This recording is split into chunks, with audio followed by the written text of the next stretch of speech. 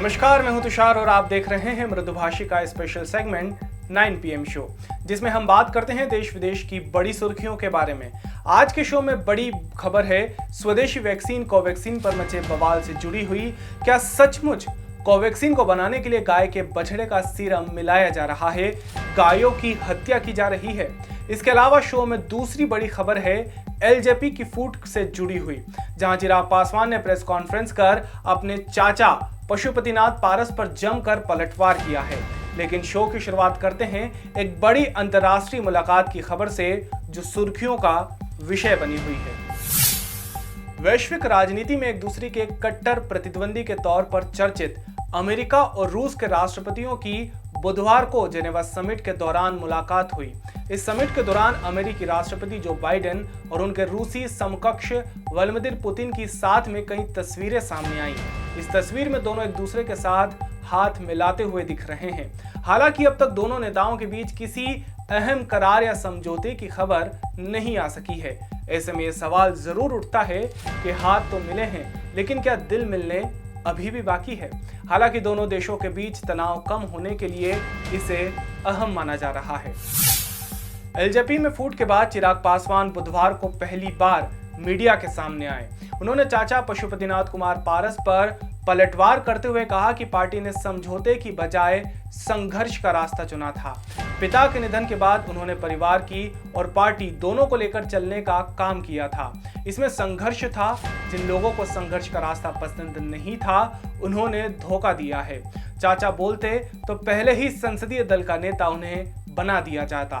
उन्होंने कहा कि एलजेपी को पहले भी तोड़ने की कोशिश की गई थी। मैं रामविलास पासवान का बेटा हूं, शेर का बेटा हूं। मुझे ये अधिकार पार्टी का संविधान देता है। कोई भी संगठन इसके अनुरूप ही चलता है। पारस गुट ने जो पटना में गुरुवार को कार्यकारिणी की बैठक बुलाई है, वो असंवैधानिक है। उसके लिए गए फैसले भी गलत हैं। उत्तर प्रदेश में अगले साल विधानसभा चुनाव होने हैं। इससे पहले यहां सियासी हलचल तेज हो चुकी है। मंगलवार को बसपा के 6 बागी विधायकों ने समाजवादी पार्टी के अध्यक्ष अखिलेश यादव से मुलाकात की थी। इस पर बसपा प्रमुख मायावती भड़क गई। उन्होंने बुधवार को सोशल मीडिया के जरिए सपा पर हमला बोला है। उन्होंने कहा कि सपा का चाल, चरित्र और चेहरा हमेशा से ही दलित विरोधी रहा है। बसपा के निलंबित विधायकों से मिलने का मीडिया में प्रचार करना एक नाटक है। इस बीच गाजियाबाद के बसपा पूर्व विधायक अमरपाल शर्मा ने पार्टी छोड़ने का ऐलान कर दिया है। खबर है कि वे सपा ज्वाइन कर सकते हैं। नए आईटी नियमों का पालन नहीं करने की वजह से ट्विटर ने बुधवार को देश में इंटरमीडिएट प्लेटफॉर्म का दर्जा खो दिया है। यानी अब ट्विटर अपने प्लेटफॉर्म पर किए गए पोस्ट के लिए जिम्मेदार होगा। इस फैसले के बाद केंद्र सरकार ने अपना पक्ष रखा। केंद्रीय कानून मंत्री रविशंकर प्रसाद ने कहा कि इस बात को लेकर कई सवाल उठ रहे हैं कि क्या ट्विटर कानूनी संरक्षण का हकदार नहीं है। हालांकि मामले में सीधी बात यह है कि ट्विटर 26 मई से लागू हुई गाइडलाइन का पालन करने में नाकाम रहा है। इसके लेकर भी उन्हें काफी मौके दिए गए थे, फिर भी उन्होंने जानबूझकर गाइडलाइन न मानने का रास्ता चुना है। भारत में कोरोना वायरस का टीका कोविशील्ड की 2 डोज के बीच के अंतर को 6 से 8 हफ्ते की जगह 12 से 16 हफ्ते किए जाने को लेकर उठे सवालों के बीच केंद्रीय स्वास्थ्य मंत्री डॉक्टर हर्षवर्धन ने सफाई दी है। केंद्रीय स्वास्थ्य मंत्री डॉक्टर हर्षवर्धन ने ट्वीट कर कहा कि कोविशील्ड की 2 खुराक के बीच अंतराल बढ़ाने का निर्णय वैज्ञानिक आंकड़ों के आधार पर पारदर्शी तरीके से लिया गया है। स्वास्थ्य मंत्री ने कहा कि भारत में ऐसे डेटा हेल्थ का आकलन करने के लिए तंत्र है।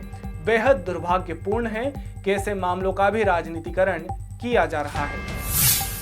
इजराइल और फिलिस्तीन में हुआ सीज फायर 26 दिन बाद टूट चुका है।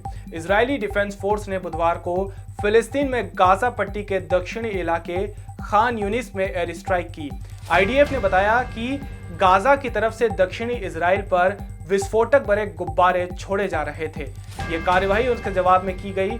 इजराइल और फिलिस्तीन के बीच 11 दिनों तक चले युद्ध के बाद 26 मई को इजिप्ट की मदद से सीज फायर समझौता हुआ था। इस एयर स्ट्राइक से इजराइल के नए प्रधानमंत्री नेफ्टाली बेनेट ने संदेश दिया है कि फिलिस्तीन के प्रति उनकी नीति सख्त रहने वाली है। कोवैक्सीन को लेकर सोशल मीडिया पर चल रही तमाम तरह की अफवाहों पर केंद्र सरकार ने अपना पक्ष रखा है। इस दावे को केंद्र सरकार ने खारिज करते हुए कहा कि इस मामले में तथ्यों को तोड़ मरोड़ कर और गलत ढंग से रखा गया है।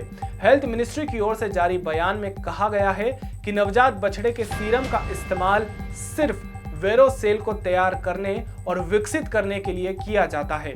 बता दें, कांग्रेस के सोशल मीडिया विभाग में राष्ट्रीय संयोजक गौरव पंधी ने एक आरटीआई के जवाब का हवाला देते हुए ये आरोप लगाया था कि कोवैक्सीन बनाने के लिए 20 दिन के बछड़े की हत्या की जाती है। फिलहाल के लिए केवल इतना ही। अगले शो में फिर हाजिर होंगे देश विदेश की बड़ी सुर्खियों के साथ। तब तक बने रहिए मृदुभाषी के साथ।